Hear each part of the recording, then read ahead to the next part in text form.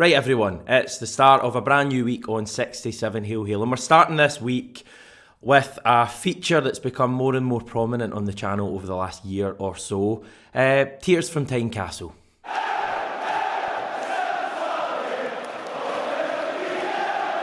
Yes, from the club that brought you major hits over the last 12 months, like Robbie Neilson's "I'd go to jail if I said what I really think about Bobby Madden," and Craig Gordon's "the linesman made the right decision, but I'm going to criticise him anyway." I was paraphrasing for the last one. But Nielsen was back at the official blaming game yesterday after their latest defeat at Celtic Park, telling press, "We made 11 fouls, got 2 red cards and 5 bookings. Celtic made 12 fouls and they got nothing. That's the difficulty when you come to Glasgow. You need that strength, and I don't think we had that today." So once again, I find myself really having to dumb this down, like the last time when I had to explain the offside rule. Basically, Robbie, the overall quantity of fouls isn't relevant to the number of bookings you get. It's actually the severity of the fouls. It's the areas of the pitch where the fouls take place. For example, a team could give away 100 fouls in a match and not pick up a single booking. It's unlikely, but it could happen. And equally, you could have a team giving away 1 foul in a match, but it could be a terrible tackle. It could be a red card. So don't really know what you're getting at there. But anyway, I'll humour you. And I thought I would take a look at the incidents that he was talking about after the game. So Hearts had 7 yellow cards yesterday. He said they had 5 yellow cards and 2 reds. Yeah, you could call it that, but in terms of actual yellows, it was 7 yellows they had in total. First one was for Liam Boyce throwing the ball away from Joe Hart. It was early on in the game. Hart was trying to take a quick goal kick. Boyce picked the ball up, threw it away. Got a yellow card for it. Didn't complain at all. It was obvious yellow card territory. Second booking, Gary Mackay-Steven for fouling Juranovic just outside of the box in a counter-attack. It was the one that we then took the free kick short to Greg Taylor and he was offside. Again, Mackay-Steven, no complaints at all. Second Hearts booking. Third one into the second half now was the first for Celtic, the one where he stamps/stands on David Turnbull's foot. Again, 100% yellow card. You will struggle to find anyone disagreeing with that at all. Cochrane's first one, pulling back Juranovic, the one where Juranovic got up and kind of squared up to him a little bit. Again, the most obvious yellow card you will ever see, no complaints. Shankland then comes on and gets a yellow card. He catches Greg Taylor in the face with his hand. It's no more than a yellow, but it's definitely a yellow. Cochrane's second one, a high challenge on Callum McGregor. Again, like his first, obvious yellow card, second yellow card, and he's off. And then finally, Sibic's second.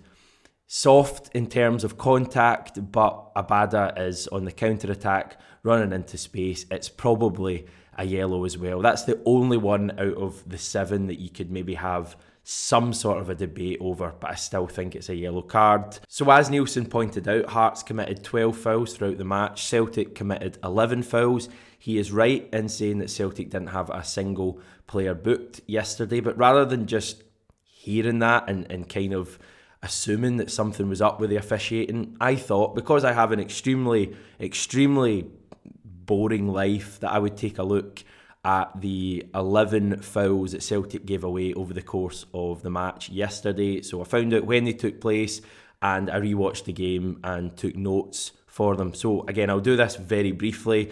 O'Reilly on Halliday, 10 minutes in. We had the one where Kyogo tried to turn in the box with the air and was adjudged to have fouled the centre-back Rolls.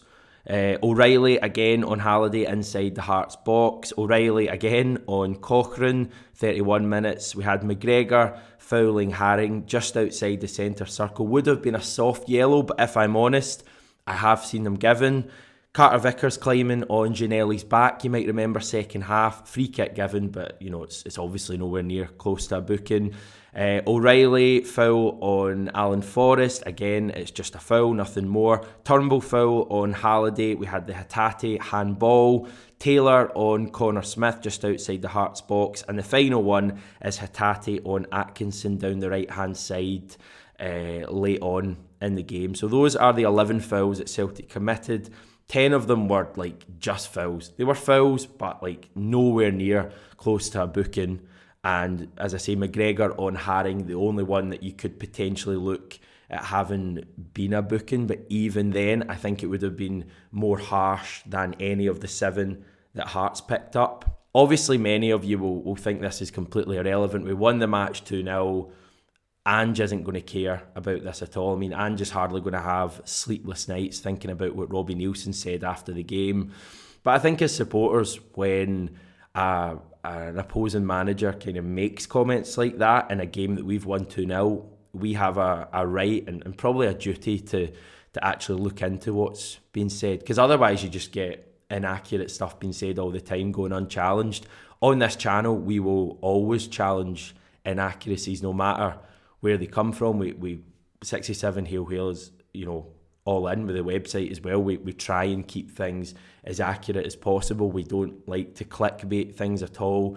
We like to give things proper context as well. It's just the way we do things. It doesn't make us, better or bigger than anyone, but it's just the way we tackle things. So, some of you might be thinking, what does it matter? We won 2-0. But I just think it's important to highlight when people are talking nonsense, basically. I do enough of it myself, so when other people do it, I'm going to call it out as well. By the way, Hearts had no shots on target yesterday, so that's a proper stat for you. On the plus side, at least they didn't complain to the SFA about their referee like a certain other club that we know. And yes, that's Robbie Neilson corner over with until the next time that we beat Hearts. In terms of Ange Postecoglou, the only man who really matters, he told the BBC after the game that he never really felt threatened during the match, that we kept control of the match, but that it was a bit stop-start. We had Joe Hart talking to the same broadcasters. Nothing changes no matter where we are in the table. Also some great comments from Hart to the media after the game. Speaking about Ange, he said he hasn't got us feeling like we can beat anyone, but he has certainly got us feeling that if we are together, we can take anyone on and we can give a good account of ourselves. He is us and we are him, so we are rolling as a unit. Absolutely love that. So yes, we had the reaction after the game yesterday with Asim and special guest Luke. A big thanks to Luke especially for joining us for that. I thought yesterday was a good game. Sure, the second half performance could have been better from Celtic. There were times in that second half where we couldn't really string a pass together, which is certainly, when we go up against better opposition, I think we possibly in Europe have to find a way to kind of weather those storms a little bit better and maybe when teams are really pressing us high, have an option to go a little bit longer. We do have pace, we do have strength up there. So I think that's something interesting to keep an eye on when we're in Europe. But, Hearts aren't a bad side. They could, depending on this midweek, be a Europa League group stage side. That is where we've been playing our European football for the last, how many seasons? 4 or 5 seasons. So they are not a bad team. We've got to remember that. They've got good players. They're by far the third best team in the country.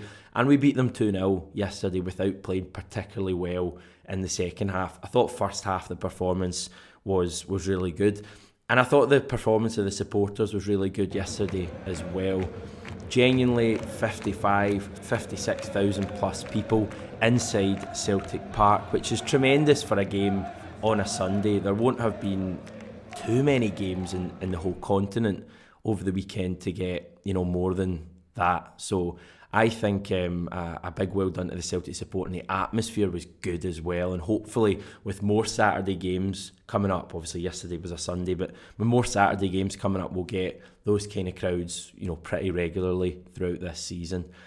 So excellent. Just going to read out a few of your comments. I think I've only got a couple actually because I've spent so long going on about Robbie Neilson. We'll start with Andy Bell. Mate, it's getting too samey every week. Dino in the first half, then seemed to drop off the second half, getting too predictable.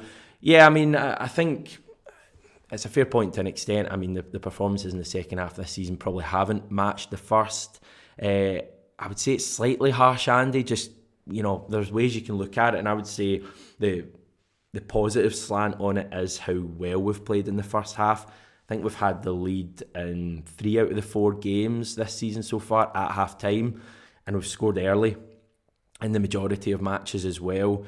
Maybe, if we can find a way to match that intensity and that level of performance in the second half, then we will be, winning games by 5 goals like last weekend every single weekend. Maybe it's unrealistic to expect that. I do think that when we're playing more games every week, certain players who are coming off the bench will be even sharper. I mean, it's crazy when you look at Giakoumakis scoring all of these goals with limited minutes and he's not playing much at all. I think, players like Abada are going to be better when they're getting more time on the pitch, more starts. I think Aaron Moy is going to be better and more up to speed when he's getting more time as well, for as good as he was yesterday. And, there's numerous other positions as well. So I wouldn't look at it as a negative at all. We've still won all of these games by at least 2 goals. And I think when we get more matches under our belt, you're going to see a more consistent performance throughout the match. But I would much rather we're playing well in the first half and, not winning the matches, but certainly being ahead than starting terribly and then having to salvage something in the second half. Because that's kind of what's happening across the city at the moment, and their fans don't seem to be too happy with that. Moving on, Billy subs Grant. We now need to see Starfelt and Mercedes Jens, that's my patter, as a centre-back pairing, probs against Dundee United or in League Cup. I think it will be Carter Vickers and another. It's interesting that it's Starfelt or Jens and everyone's kind of forgotten or certainly not talking about Stephen Welsh, given that he was the guy playing next to Carter Vickers at the start of the season and was doing well, scored against Aberdeen and then picked up that virus, I think it was, that forced him to miss. I think it would have been the Ross County game, and he's not been seen since. So I actually feel quite sorry for Stephen Welsh. The difficulty, I guess, is that the League Cup fixture we've got is away to Ross County. It's not the kind of match you're really going to rest players. We have had games in the past against lower league opposition, especially in the Scottish Cup, where we've been able to rest players more. But I think it's going to have to be a full-strength team, especially given that it's our first midweek match in like a couple of months. I don't think Ange's going to rest too many players for that County game. He says he doesn't rest players anyway. So I think it'll be pretty full strength. But in terms of the picture going forward, I do think, for now it's Carter Vickers and Jens, position at the moment. But, Starfelt will certainly have a part to play in. Stephen Welsh could well as well. I mean, players are going to pick up injuries. There's going to be suspensions. We're going to be going to 2 matches a week from, 10 days' time? So there's going to be opportunities for all of these players. The only thing is that Ange doesn't tend to make defensive subs. Most of his subs tend to be, midfield and attack. So we might not see as much of like a Starfelt or a Jens or a Welsh if they are on the bench. But just to round off the point with how I started, I think Carter Vickers plus one of those 3 is the way we're going to see it going forward. It's good to have competition. And yeah, that's kind of where we're at. This is how the league table looks, with us sitting proudly on top with Dundee United to come at Tannadice next weekend. As you can see, they're struggling there, second bottom, so it does seem like a good time to visit that ground. But as they showed against AZ Alkmaar at home a few weeks ago, they can still be a really tough side to face. At the other end of the table, we're obviously doing very nicely. The only team with a 100% winning record now, and that goal difference is looking great as well. So yeah, Dundee United at the end of the week. That's going to feel like the smaller story this week, given that we have the major event of the Champions League group stage draw coming up in 3 days' time. It feels like we've been waiting on this for months, basically since we won the league. I think people were looking, maybe even before that, when we knew we were going to win the league.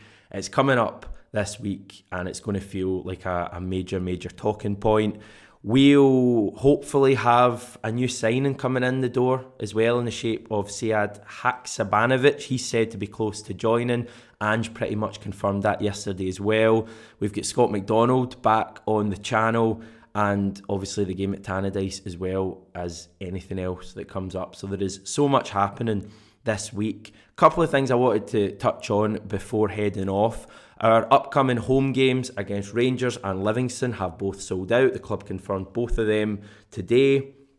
Equally, for an away game against St Mirren on the 17th of September, we've received 1,493 tickets. That's just one stand now we're receiving at St Mirren Park as opposed to the 2 that we got when we last visited there last season. Fair bit of chat online about St Mirren looking to make up for this loss in income from only giving us half of the tickets they gave us previously by asking their own supporters to make up the deficit by paying an extra £30. Now, it is voluntary, but it's something they say they have received support on during the summer. So we're living in a world right now where Saints fans are going to be asked to pay £30 to the club to make up for the £30 that the club would have received from a Celtic fan. Yes, it's a funny place, this old Scottish football. And on that very cheery note, let's round off for today. Missed call from an Nielsen in Edinburgh. I better get this.